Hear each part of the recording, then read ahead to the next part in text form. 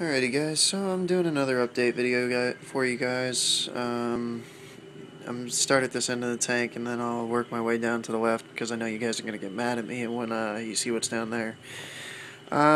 Basically I got rid of a bunch of the Kennies, I got rid of one of my Plecos, and I'll explain why once I get down towards the other end of the tank. As you guys can see, I also picked up a Green Terror. I got him for free. One of the customers dropped him off for me the other day.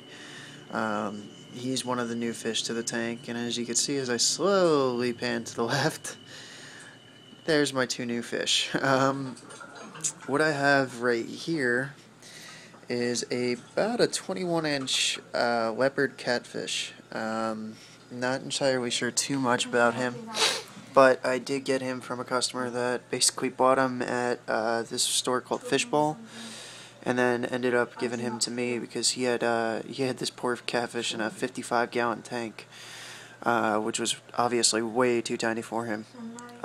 Even my tank is even still a little too small for him, and as you can see on the back side of him right there, he kind of beat himself up on the lava rock trying to get into the tank.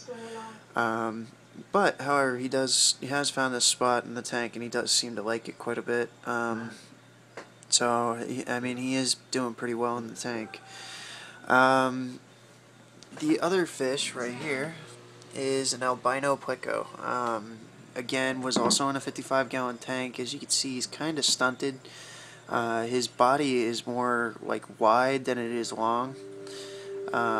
So he probably is like fully stunted, and unfortunately for him, he is, kind of having a little bit of issues here or there. I haven't really seen him eat very much since he has been in the tank, and these two kind of hang out together.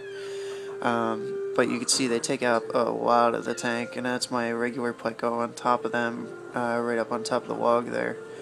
So, I mean, these guys, just those three guys alone, take up a lot of the tank.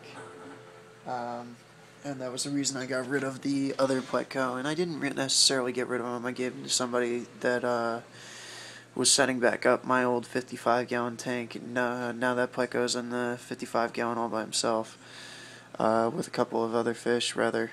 He's in there with I gave away one of my Jack Dempseys and a couple of the Kenyes, and my one really big opaline gourami. But I mean, I kind of like the tank set up the way it is right now. It frees up a lot of space in the middle of the tank, and the fish seem to like it too, just because it frees up a lot of swimming area for everybody.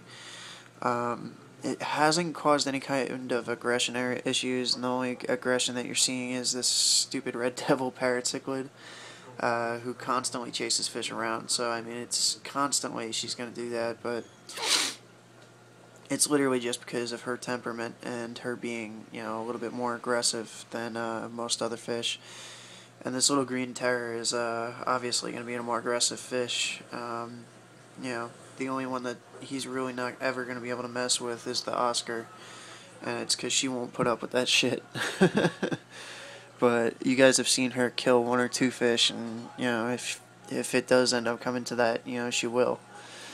But everybody else seems to do pretty well with the fish in the tank. This catfish really hasn't tried eating anybody either, which was my main concern. But she really hasn't moved too much in like 2 days, and I think it's mainly because she's stressed out. It did cause a little bit of a bacterial bloom. That's why you're seeing a little bit of cloudy water right now. I also haven't changed the filter media in about a month and a half, which I will be doing possibly this Friday, depending on paycheck this week and everything like that. But basically, I just wanted to give you guys a little update. I know you guys are going to be really frustrated with me about this fish, as I know he's way too big for my tank, and I'm trying to relocate him eventually, but my neighbor's pond is kind of full as it is right now. She's got a bunch of Chimera in there, and she can't really have this catfish in there, so it's just not deep enough. But like I said, I'm looking into a couple of options for it, but as of right now, I think I'm going to keep it just because he's a cool looking little catfish, and if he makes it, he makes it. If not, then it is what it is, but I think he'll be okay in here. I am going to try to restructure the wood a little bit better, the driftwood right there, and try to make like a cave-like structure for him to actually swim into. Is the main reason I think he is stressed out is because he's looking for somewhere to stick his head in to get out of the light, and he just really can't. There's only one really dark spot in the tank, and it's right there. But I'm gonna look into some options for him and see what I can find out. But I just wanted to show you guys the new fish, and I absolutely love this green terror. I just wanted to really get a close up on him for you guys. Really pretty fish, by the way, and I thank the guy for giving him to me because, like I said, he didn't really want to give him up, but he was attacking his Jordanian arowana, and the arowana, I guess, is a little bit of a chicken, and just wasn't, defending itself against this beautiful green terror. So, like I said, he ended up giving it to me, and I can't thank him enough because it's an absolutely beautiful fish. But, anyway, like I said, I just wanted to make a video for you guys. I haven't made one in a little while, but everybody seems to be doing pretty good. I also want to show you guys the clown knife is still in the tank. He just hides like 9 times out of 10. And he's actually probably hiding somewhere. I can't even find him right now. He's somewhere inside the tank. Usually finds a nice dark spot. He's probably piled in behind all this lava rock and the stone there. He's actually probably way back there. And I just can't see him. But I know he's back there. He's been hiding all day.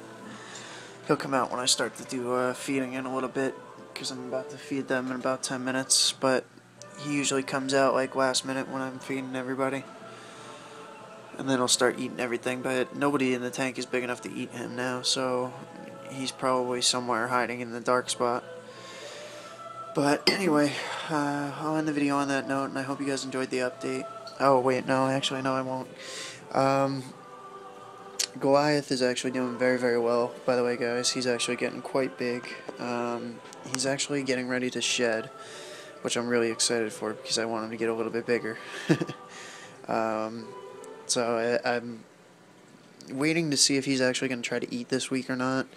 If he does eat, I'm assuming that his shed will be a few days after, because what happened was the last time he shed, he ate and then he shed, and it was basically his eyes glossed over, and then not even a day or two after eating, he shed his whole skin off. But I gotta keep an eye on it because he did have a pretty bad shed last time, and I'm looking to see what's gonna need some work on by me basically bathing him in a towel and then kind of wiping the dead skin off by hand. But so far, he hasn't really come out of his little cave too much. He's come out to bask under the light a little bit here or there, but he made a pretty nice little den in there now, and I don't bug him too much when he's in there. But anyway, I'll leave you guys with that, and I hope you guys, like I said, I hope you guys enjoyed the update, and let me know what you guys think.